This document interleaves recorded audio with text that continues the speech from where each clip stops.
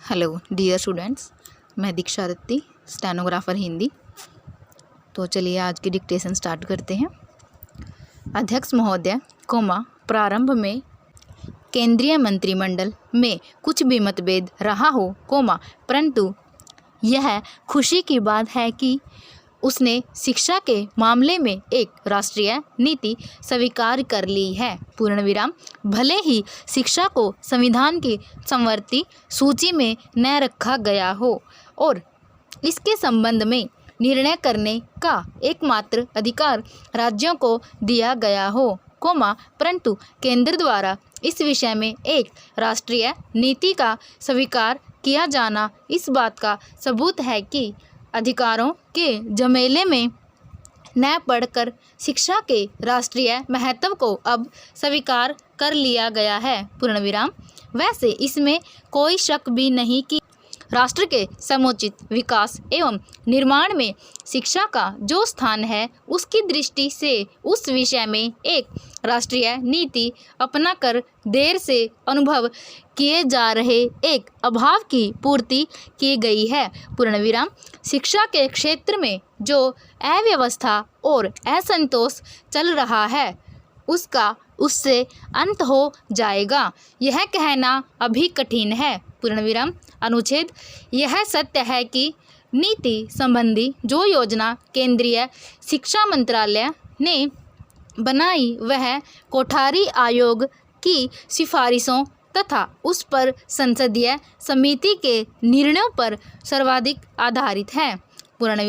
यह भी सही है कि इस संबंध में राज्यों से भी परामर्श लिया गया है, परंतु इस बात की कोई गारंटी नहीं है कि संसद द्वारा उसे स्वीकार कर लेने के बाद भी उस पर अमल शुरू हो जाएगा। यह बात राज्यों पर आधारित है और यह किसी से छुपा नहीं कि कुछ राज्य सरकारों का शिक्षा के विभिन्न मुद्दों पर कुछ न कुछ मतभेद हमेशा रहा है। ऐसी सूरत में शिक्षा विषयक मुद्दों की घोषणा के बाद भी उस पर अमल की गारंटी तभी संभव हो सकती है जब शिक्षा केवल राज्यों का विषय न होकर केंद्र का भी विषय होता तथा केंद्र का उस पर पूरा नियंत्रण होता। मेरे विचार में इसके लिए अगर आवश्यकता पड़े तो संविधान में परिवर्तन करना चाहिए ताकि शिक्षा के साथ और अधिक खिलवाड़ न हो सके।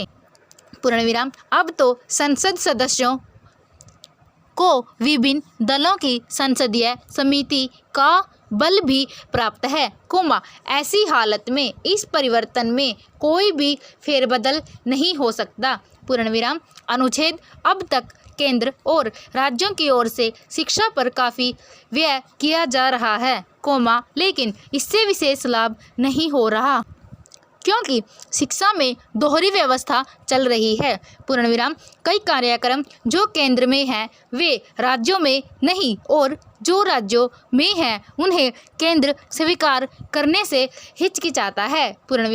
ऐसी दिशा में शिक्षा के संबंध में कोई राष्ट्रीय नीति स्वीकार करना निहायत जरूरी है।